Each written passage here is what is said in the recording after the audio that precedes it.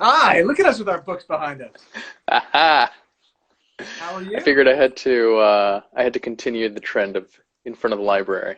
That's important. You need to have a gun pointed at your head too, though. I don't have that. How are you? Uh, I'm good. I'm good. How are you? Good. Congratulations. Thank you. Thank you. It's Um, really you have it's a been baby a girl, strange time. Yes. and this happened just And before the pandemic hit. yeah, thankfully. Had it not, I mean, I can't even imagine what it would be like to go to the hospital in the middle of all this, but honestly, it helped. I think it helped also kind of seamlessly move into quarantine because we were already kind of quarantining, right? Yeah. Does she? Is she has maternity leave? Yeah, my partner has maternity leave for a few more weeks. The idea was to maybe take it all the way through Memorial Day, but if everyone's working remotely, it doesn't really make any sense. So maybe keep those vacation days. We'll see. Oh yeah, yeah. Good point. Yeah. How So many languages is this baby going to speak? we've been training her on Mandarin, Spanish. She listens to a lot of Japanese city pop, Okay. so we'll start there. Yeah, that's Yeah. amazing. Yeah. Well, welcome to the multi-ethnic kid club. Yeah. Yeah. Yeah. Yeah. We have a Thanks. former president in the ranks, so it's pretty prestigious. I like it. Yeah. Yeah. Going with that. Yeah. How are you? So I'm good. I'm good. I'm wearing my vintage work jumpsuit that I wear when I do arts and crafts around the house. So Nice. I've been hanging paintings and stuff like that today. So All right. yeah. What have you been working on? What have I been working on? Uh, Yeah. Or what have you been strange up to? times. Strange times. I mean, I we basically shut down the gallery on Friday the 13th. Is the last day that we were there. And Which gallery are you with? so I am the director of a nonprofit gallery in the East Village called PS122 Gallery, and been there for a year. And it's been a really interesting time. Just putting together programming for someone else, doing projects that are, as far as I'm concerned, more interdisciplinary, a little bit more across mediums and trying to do new things there. And there was some great momentum. We were doing some really interesting things, and then all of a sudden, and that cutoff was really harsh. And even just, reaching out to people and saying, hey, obviously we need to cancel or postpone what the project is. We're postponing until question mark. Hmm.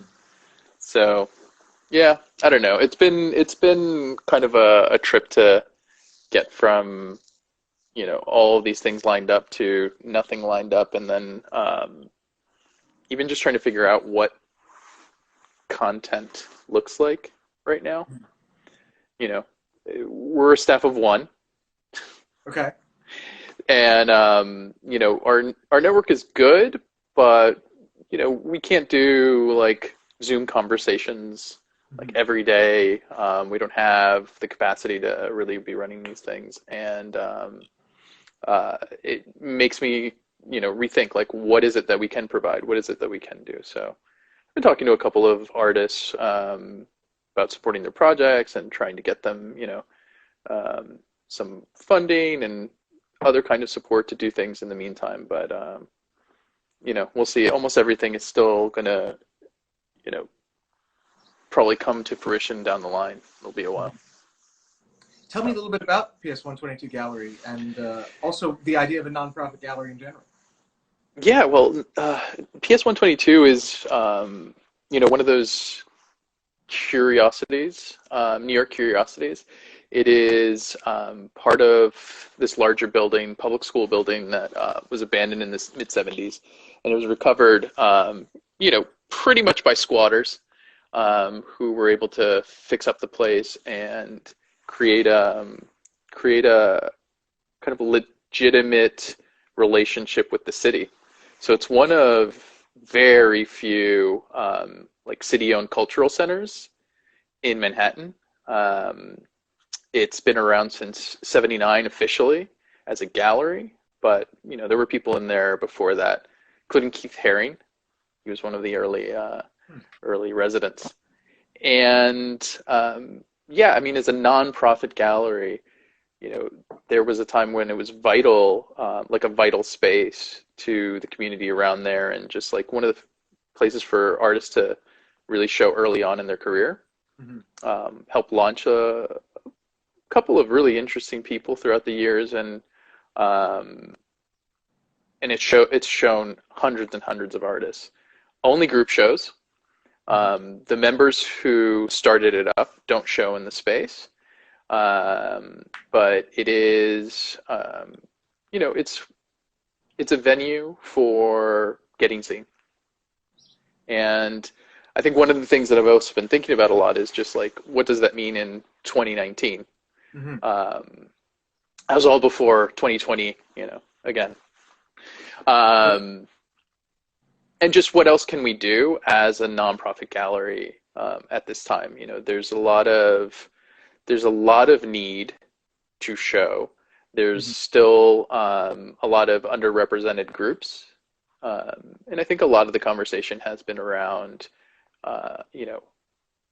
equity and visibility for groups that haven't been seen before. And it's something that I've always tried to do in my work as an independent curator. So what else can we do in our space? So the big thing that we tried to push for is support for arts and cultural workers. One of the projects we did earlier this year was something called the Art Workers Lab, and two groups that have functioned kind of as a networking and unionizing efforts were doing programming out of our space, and it was really a great time. It was really successful. But yeah, that ended right before all this started happening. So what qualifies as an art worker?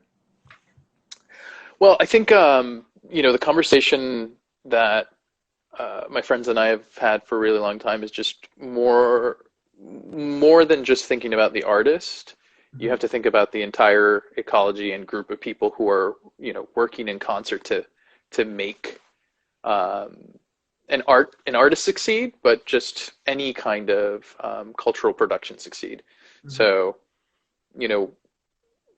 we talk about expanding who gets credited, how to talk about that, bigger group of people who needs to be credited. And, not just acknowledging, but also trying to find a way to spread the wealth, right? And I was going to ask you something else, and I forgot what it was.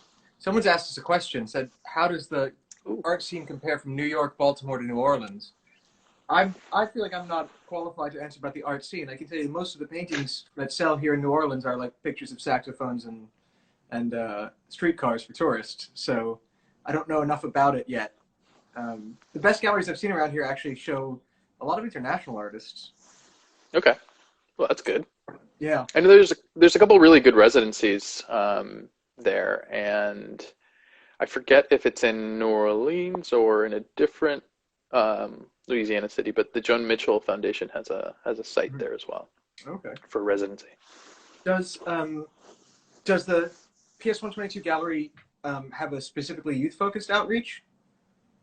No, I think it's broader than that, and I think the way I've always looked at the mission is to do it intergenerationally. Like I'd like to see young artists contextualize with older artists, bridge that gap through more thoughtful presentations. I got to curate a show last September called Semi-Autonomous Bodies, and it was this exhibition that was kind of like a chain of professor-student or critic-student relationships, and it went about 5 generations deep. And it was a fun exercise in that it's kind of a conceit to say that there's an art gene. There's nothing that would indicate that there's something that you can identify that's being passed on. But I think there's there's a kind of personality and self-selection that happens with certain kinds of artists, and bringing them together and what comes out of that kind of conversation and production was somewhat apparent in the exhibition. So I don't know. It was a fun one to do, and the artists who were in it, I think, are fantastic. So, what brought you to working in art in the first place? I try to identify this as like one singular thing, and I don't know that there is one. I grew up very, very much like drawing all the time, producing things, copying things, and I was very much drawn to that, but I didn't have a particular like art going background. My grandfather was a security guard at the Met, which is something that I did, I almost didn't remember this. I had to be reminded by my mom, but like on some early New York trips, before I ever moved here, we would come and visit him. And in just this kind of like weird memory of him, like in the blue suit, nightstick, like. Right. That's so interesting. But yeah, no, I just think it's something that I've always been drawn to, and I think I've said before, like 2006-ish, 2005, 2006. I forget if it was right around the time that after we met, or right before we met. Right around when we met.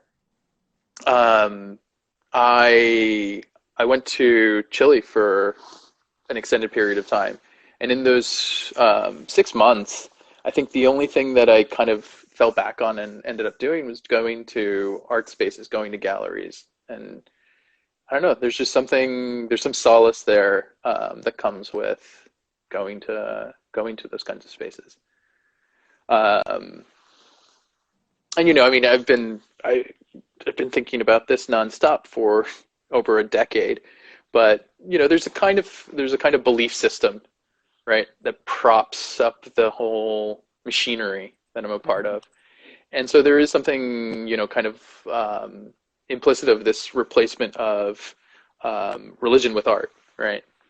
And the way even that, the galleries are these sort of replicable temples to art, the way the museums have a role in it, and I think a lot of artists, pursue this because they truly believe in the redemptive power of art, given our conditions.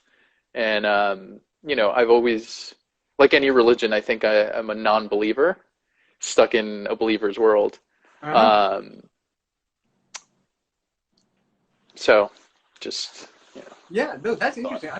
I'm interested in talking a bit more about this machine that you're a part of, because the art world, I think, it comes in for a lot of criticism, and it also, I think it can often seem like a sort of very opaque bubble to people who aren't in it. Paintings or works of art get sold for tons and tons of money. The art itself doesn't either reflect or dictate taste to the masses necessarily. What do you say to people who feel like it's not for them? How do you engage with them? I mean, I think it's tough to have a blanket statement like that, like it's not for them. I think there's art for different audiences.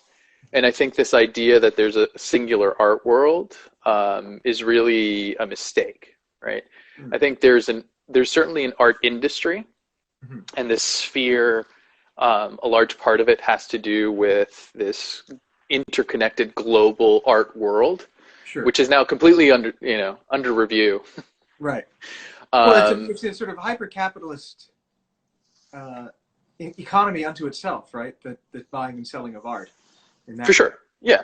And I think that's where I think our idea of it, the perception of it, gets really distorted, because it functions within not just a hyper-capitalist, but also a completely unregulated, like, parallel market system.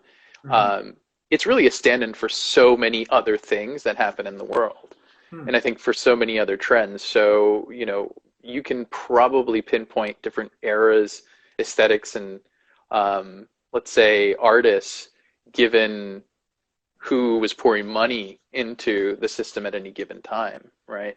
Mhm. And that changes, that's cyclical with all the other larger economic changes. And I think the art world usually lags behind what the actual economy is doing. So, Hmm. That's interesting. Yeah, it seems like sometimes it seems like its own kind of thing. Like you said, it's parallel, sort of. Um, so, what do you say to someone who says, "Oh, I don't have much interest in contemporary art," or I don't like what I've seen? How do you get them to give it a chance and get into it? well, one, I would probably laud them for not liking contemporary art in general. Right?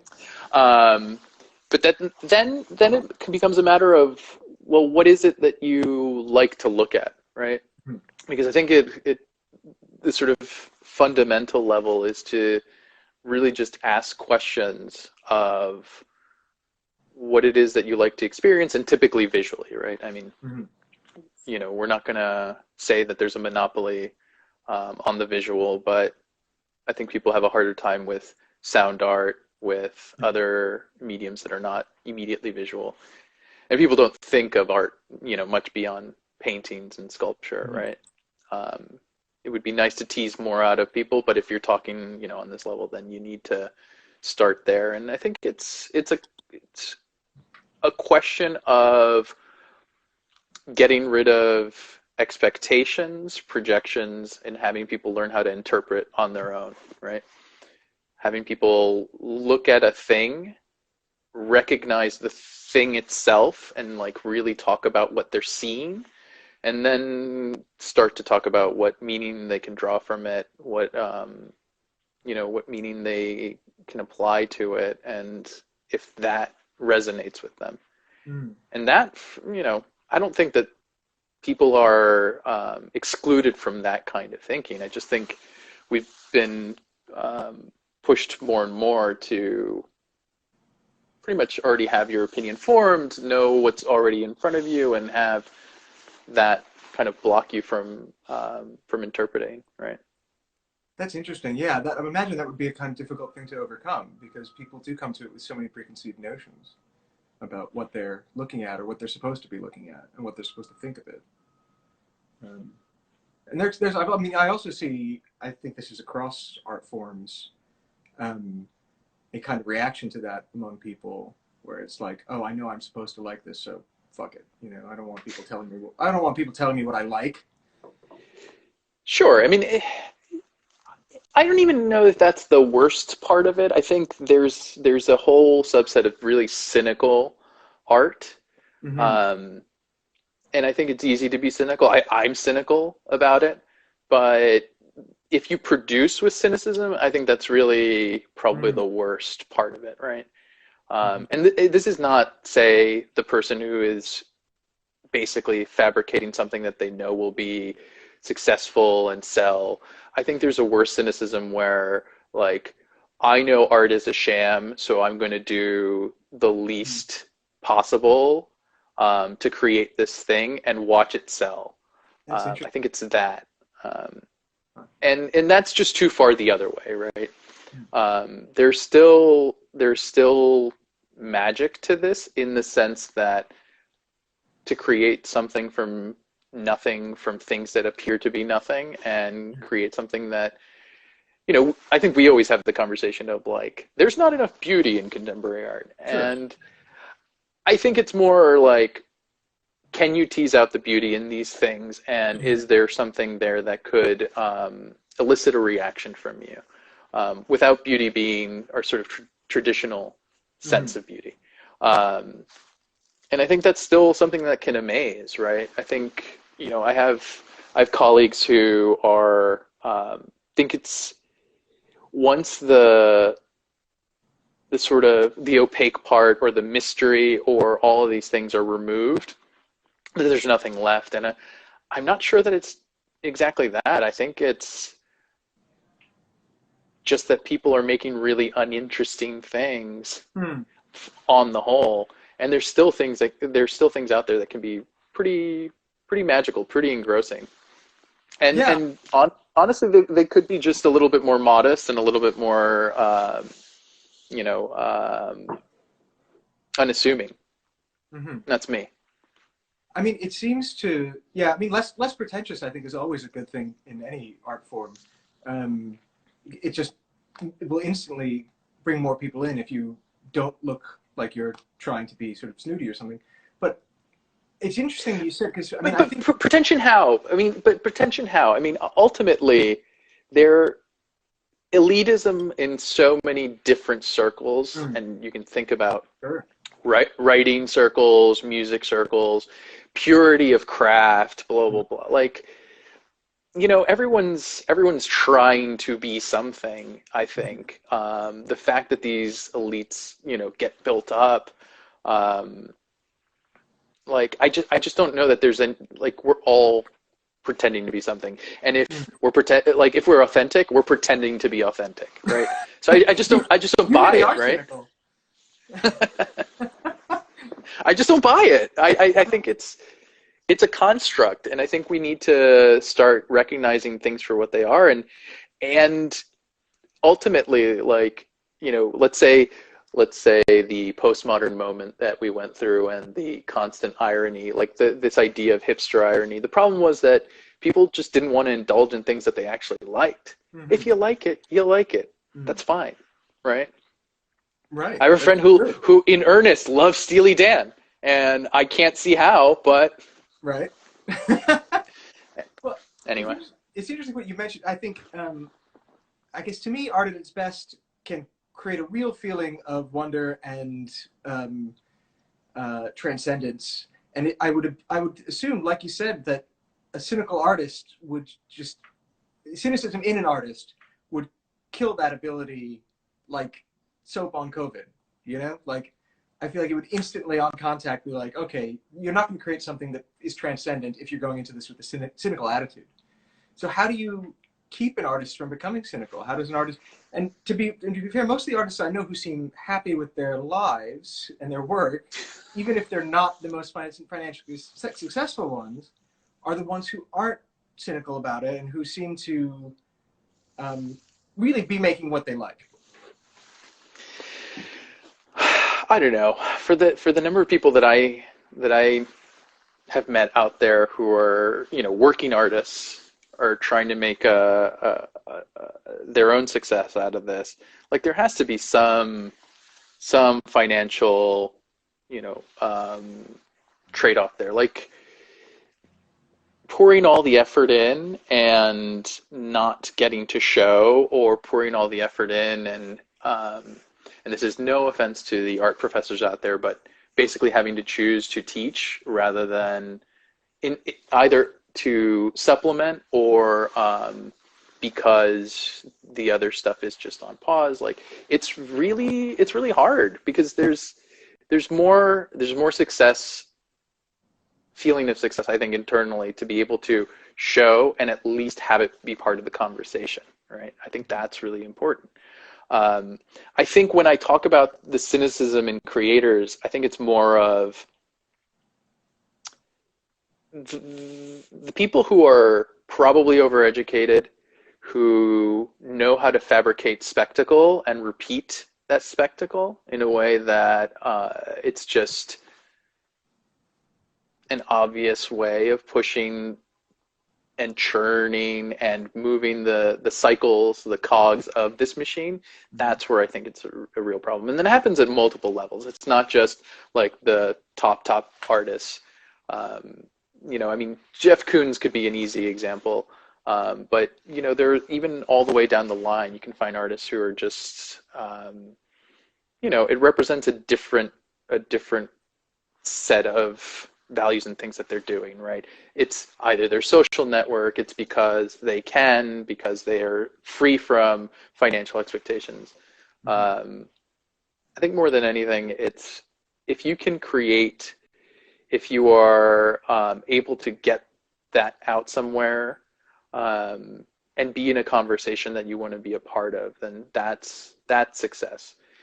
Toiling in obscurity is it's hard on you, right? Mhm. It beats you down over the long term, and not everyone has the stomach for the lifetime of toil and no recognition. Yeah, rejection, to take that kind of rejection.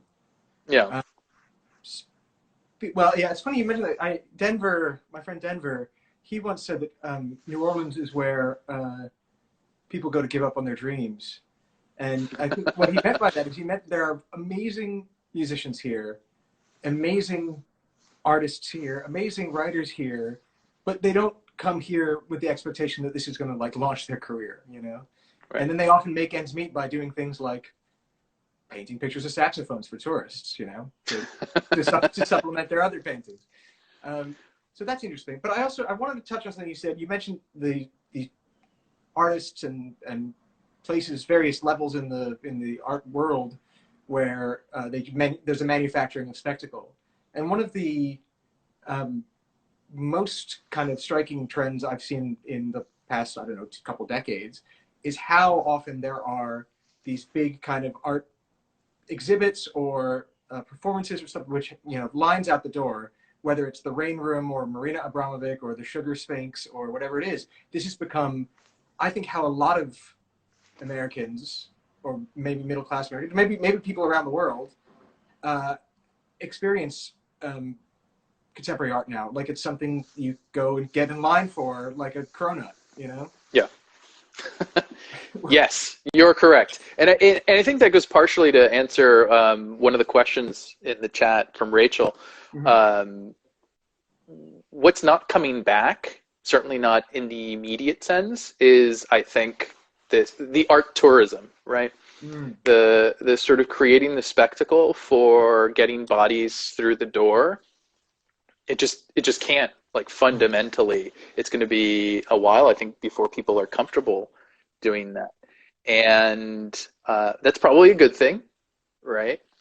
I think it represents both the social media moment, obviously the Instagrammable moment, and the way that funding is monopolized by these really, you know, big ticket items. It's just it's part of it, right? It's one of the ways of pooling resources. There has to be a public art, right? And I think a lot of these fall under this category of high-priced public art. Mm-hmm. But yeah, I don't know how quickly it'll come back. Like the entire part of this was art tourism, whether it's these spectacles, whether it's the art fair, whether it's the biennial, like that can't continue the way that it was. So, you know, in the same way that I'm reframing my entire life around, hey, domestic life, the domestic or the smaller scale is at least going to be of much concern, I think, in a transitional period to whatever the next thing could be. And you know, I don't know exactly what some of those other things could be, because, you know, for as much money has been poured into VR, and most recently, you can look at some of these initiatives. I don't think it's going to be a full, you know, like a full robust kind of art world that's going to be developed. What else do you have, right? Yeah. I like that we're sharing videos. I think videos are very much underrepresented, or very, you know, stunted by being in the gallery with objects and other things, unless you can solely focus on a good video, because of distractions, because of installation, etc. But we still haven't hit on what the next thing is, and I think that's what I wanted to talk to you about. I think that a lot of this time to self-reflect and think about, you know, my approach, not just with art, but just like music and everything else for the last few decades, has been like finding the next thing. And I just don't know. I'm certainly aging out of the space where I have any kind of authority on that. And Probably not. I recognize it. Yeah, I know what you mean. No, I recognize it, I you know know, what and I think that's the interesting moment. I think, you know, as much as say there's a generational shift politically, there should be a generational shift artistically and culturally, Mhm. and have, you know, have the people who are really doing cool stuff like actually tell us what it is that they need and how they want to get things out there. And I think that's kind of that moment of acceptance of, well, so now I'm in a position where I have some resources to be able to support that. So Hmm. let's do it. That's interesting.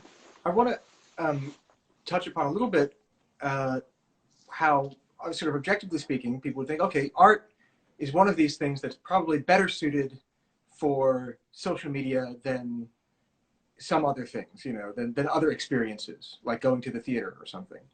Um, but yeah, obviously, being in the presence of an actual work of art is a very different thing from seeing it on your telephone. So, Yeah. how is art? I mean, what do you think are the good ways art can adapt to this kind of thing, where you have to beam art into people's home instead of, you know, getting them down to the gallery or getting them to the museum? Well, I think that for a while, even the sense of seeing art in person has been declining, right? Mm-hmm. Gallery traffic as such, I mean, if we take my gallery's traffic, it's been socially distanced for a while. Yeah. And I think that's more to do with getting people to slow down and look at something, Mm-hmm. like an object, actually takes way more effort and time, and people just don't do it the way that they used to. One, there was too much to see, and two, the time is just not enough to see it. So, you know, you're already dealing with that. I think that what this moment presents is all the stuff that is non-objectual has a shot, has a chance to actually get out there. If it's sound, music, performative and documented video, um, just digital, that's the thing that we have access to. That's the thing that we can actually appreciate right now. And the photo removed either in a gallery space or in a studio, we've been seeing that, right? Mm-hmm. That's what people have been circulating online. And I don't know that necessarily after this people will, you know, go back to wanting to be in front of an object in that way. I think maybe in the museums, people will want to go back to museums, but I don't know. I don't know that we'll go back to what there was. And plus, a lot of gallery spaces are closing. The whole landscape is not going to be the same when we reopen, and that, you know, that remains to be seen. Yeah. Right. I mean, and reopening is just the first part. When it comes to things like people being able to travel, that's a whole nother thing. Right. Right. Um, have you done any of those, of the kind of virtual reality or tours of museums and galleries? I mean, this seems to be something that institutions are spending money on. I don't know how, you know, wonderful an experience it is, but I guess it might be better than just looking at a picture on your phone. I don't know. I haven't done any of them. I don't care. Well, no, listen, one, I don't have a VR headset. I probably should just to be able to experience some of these things, but you know, I was talking to one of my colleagues, ex, not student of mine, but a student that I worked with at some point. But you know, I wanted to approach him and see what are the possibilities for creating a 3D modeled version or a VR version of the gallery, just so that we have it, so that we can plan forward, that we have this resource. And you know, he was really astute at asking me questions of like, well, who's your audience? Mm-hmm. Who do you think can actually log in and see this? Who has a headset? Like the the technical part of this, just on the audience side, is already so complex. And then Mm-hmm. to spend the money to create it is like bringing together a team to build a video game, basically. Mm-hmm. Oh. And so who's more apt to go in and be prepared to be a part of the video game version of the art world. There aren't that many people who are primed for that, right? Right. And I still don't think that the age group that we're a part of, that grew up with video games, or even slightly younger than us, spend that much time, like in a VR world, in a VR environment, or like in a video game environment necessarily. Mm-hmm. So I don't know. It's just it doesn't seem like one of the it seems like a dead end. It's not an avenue that's going to be a growth avenue. But there are companies that are selling that to the galleries right now. And I think because they can, they'll spend on it. But this goes back to my point, like the art world is always behind the curve, certainly on the economic side. It lags behind, and I think technologically it certainly lags behind even further. So I think on a more fundamental level, I don't quite see what the benefit is of, clicking through a gallery like it's Castle Wolfenstein to look at the art on the walls, or versus just looking at a slideshow of the art, with captions and all that. I don't know what one gains from walking through the virtual space. It's shooting the Nazis. That's the only good part. Finding the hidden passageways when you. Yeah, no. If you could rescue the Nazi loot and return it.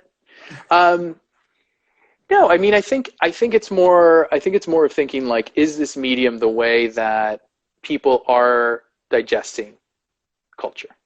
Mm-hmm. And I just think it's a flat out no. Like, I just don't think that's the way that people do it. We have another question. What if all the galleries were first-person shooters? It feels like it. That sounds horrifying. Yeah. No, I think that we think about this. Like, if we reopen to the public, if the exhibition gets to be out there, how do you manage the flow of people? How do you have a public event? Do you have public events at all? Do you have to essentially just scrap that part and take out the social? And the social is the biggest part of this, right? Yeah.